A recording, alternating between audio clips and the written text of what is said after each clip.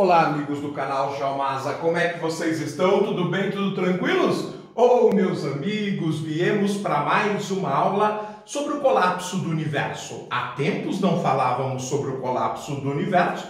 Evidentemente, os programas estão mais espaçados, até porque a parte que nós precisávamos para dar base para algumas playlists, elas foram mais aceleradas e hoje nós estamos utilizando estas bases. Por exemplo, para a playlist Geografia do Brasil para os vestibulares e também para a deriva dos continentes no Mazamundi. Esta parte mais cosmológica e de evolução das estrelas, ela então vai ser dada de forma mais tranquila.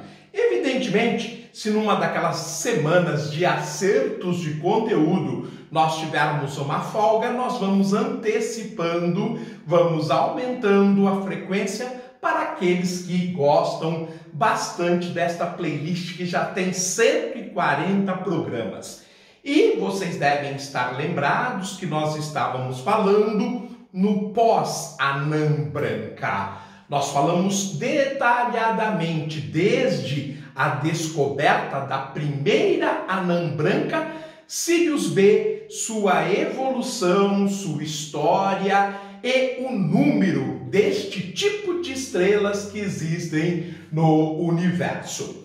Meus amigos, agora nós vamos dar aquele passo seguinte, falando das grandes explosões que ocorrem entre as estrelas, caso, por exemplo, das novas e das supernovas. E da mesma forma que fizemos anteriormente, nós necessitamos de uma introdução.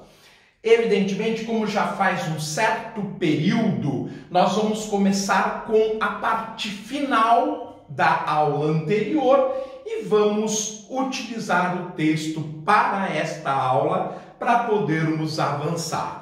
Vamos lá então, pessoal, vou deixar vocês com o texto base, aquele texto fundamental. Nós que na aula anterior, então, havíamos falado a vocês que após as anãs brancas, nós analisaríamos a matéria em explosão.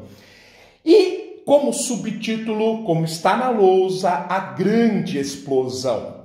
Por que existirão tantas anãs brancas? Como nós vimos no final do nosso estudo sobre essa estrela tão exótica, porque elas serão em números de 4 bilhões somente em nossa galáxia.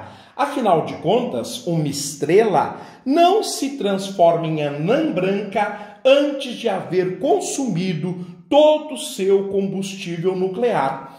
E nosso Sol, por exemplo, dispõe ainda de combustível nuclear suficiente para bilhões de anos. Nós acreditamos que o Sol durará mais 5,5 bilhões de anos. Ele que tem 4,5 bilhões, completando, portanto, 10 bilhões de anos de existência. Talvez se possa dizer o mesmo de um número infindável dos 135 bilhões de estrelas que compõem nossa galáxia. Evidentemente, este número é maior. Como nós estamos seguindo na originalidade o texto, hoje se crê que são 400 bilhões de estrelas que formam a Via Láctea, não 1/3 como se dizia naquele período. Nesse caso, por que razão 4 bilhões dessas estrelas viram esgotar seu combustível, expandiram-se e depois encolheram? Ou vejamos o problema pelo ângulo oposto. Por que há tão poucas anãs brancas? Se bilhões de estrelas utilizaram todo o seu combustível nuclear e chegaram ao fim, por que o mesmo não aconteceu a todas as demais estrelas? São perguntas que vão intrigando os cientistas, mas norteando os novos estudos. São dúvidas que fizeram com que a ciência avançasse. Para dar uma resposta a essas perguntas, precisamos saber, primeiramente, qual é a idade do universo e, portanto, há quanto tempo as estrelas se formaram. Essa introdução ela foi motivo do nosso programa anterior. Hoje nós sabemos que o universo tem cerca de 13 bilhões e 800 milhões de anos. Mas como foi possível esta descoberta? Poderemos, então, ter uma ideia do tempo em que elas vêm usando combustível nuclear e da quantidade desse combustível que ainda resta a ser fundido.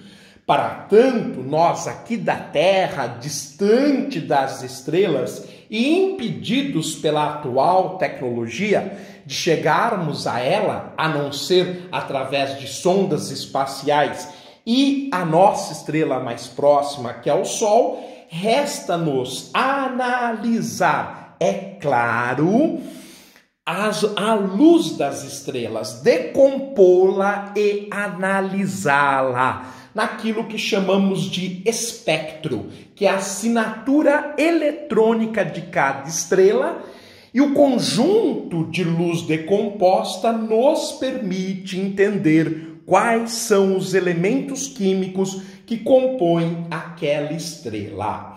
Mas, se para desvendarmos estes mistérios, precisamos saber a idade do universo, como podemos afirmar a idade do universo, como eu ainda há pouco disse que tem 13 bilhões e 800 milhões de anos? A resposta a essa pergunta nasceu inesperadamente de um exame dos espectros das estrelas. Como eu disse, da assinatura eletrônica típica de cada astro em função de sua composição química. Essa assinatura eletrônica nós conseguimos analisar a partir da luz destes corpos.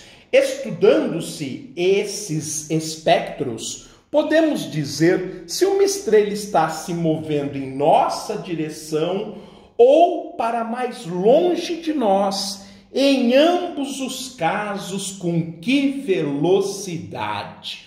Olha que descoberta fantástica! Ao analisar o espectro, a assinatura eletrônica dessas estrelas, nós sabemos se elas estão se afastando, se elas estão se aproximando e a qual velocidade isto ocorre. Se as linhas espectrais se desviam para a extremidade vermelha do espectro, a estrela está se afastando de nós. E por que nós fazemos esta afirmação? Porque o nível de energia da luz vermelha é a menor. Logo, quanto mais distante, mais a luz tende à cor vermelha. E o contrário também é verdadeiro.